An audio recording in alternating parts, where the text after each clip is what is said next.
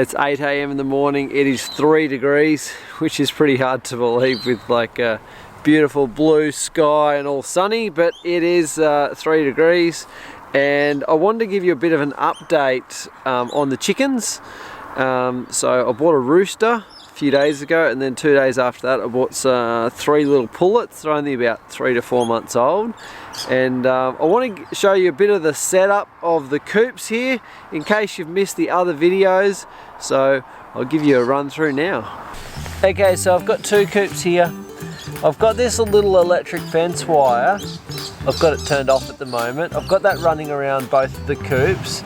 And the idea of it, I think I shared with you in one of the other videos, but the whole idea of it, I don't want some weld mesh sort of coming out on the ground here so the foxes can't dig through, or putting mesh under the chickens, because then the chickens can't access the actual grass. So what I've done just one electric wire, and it's probably about 20 centimeters off the ground. I don't know what that is in feet, say 9 inches. Anyway, and it's just at an awkward height, like it's too high for a fox to go over it and not touch it, and if he tries to go under it and tries to dig, he's going to hit it. So I've just got the electric fence, the earth connector to the actual coop, and then the live wire to this wire running around the outside. So that's the setup of the coop. As you can see at the moment, the coop's actually moving. Where I can't show you, but we're using some technology that's still being developed, so I don't have to manually move the chicken coops. But anyway, so that's the electric fence wire. I'll show you the chickens now. So this here is a Plymouth Rock rooster. If you want to name him, tell me what I should call him in the comments. We're going to choose later this week what we're going to call him.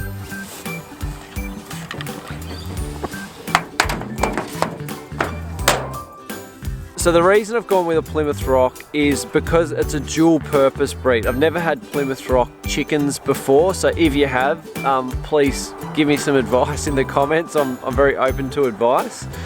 Someone in the comments the other day said the hens, like if you leave a few eggs in the nest, they'll go broody quite easily. So I'm like, well, that's good to know, so I don't have to use an incubator all the time.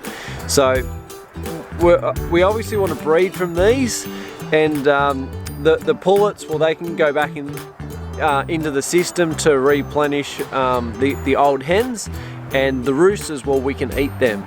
And then throughout this whole process of breeding, we've obviously got fresh eggs on a daily basis. So I just chose Plymouth Rocks more because that was sort of what was available. If say some light Sussex were available and my neighbour had some, well, I probably would have gone with that. So I'm not locked into Plymouth Rocks. I thought I've just got to pick something that can go with it. So here are the little pullets in there. There's 3 of them in there.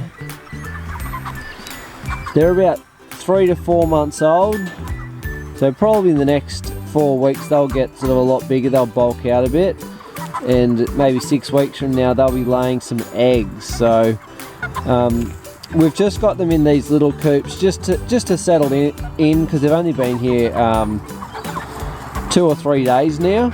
So soon, when they're a bit bigger, we'll introduce them with the rooster and give them a big run. But these little coops are good for when we're just introducing some new chickens to the farm, and also for broody hens. So we can put broody hens in these coops as well. So that's the 2 coops there. These little coops are good for when we're first introducing chickens to the farm. So we can, we've got the rooster in one and the other little chicks in the other, or the pullets. I'm calling them chicks because they're small. And these coops are good for, yeah, just when we're introducing new chickens to the farm. Soon we'll introduce them all together and give them a big run. But yeah, we use these little coops for just young chickens, for new chickens, also for broody hens that come to the farm. So these 2 coops, if you haven't seen the last few videos, these are some coops we made and developed about 8 years ago. We only made 10 of them, sold a few of them off, and we've just got these 2 left. So we're just using them for some projects, so they came in handy for when we've got these Plymouth Rocks. I'll give you a quick walk around the coop so you can sort of see how they work and how they operate. I'll just open it slowly so I don't scare them. They're the young pullets down that end. I've just used some, because they're in here, only going to be in here for a little while, I've just got some plastic containers for feeders and drinkers. I just cut out one side, put the feed in there. So long as these are hanging and you don't fill them up too much, these actually work quite well because they can't flick food out. Obviously not suitable for a commercial situation, but if you've got only just a couple of chickens, they work well. I've got a couple of perches there and an old nesting box.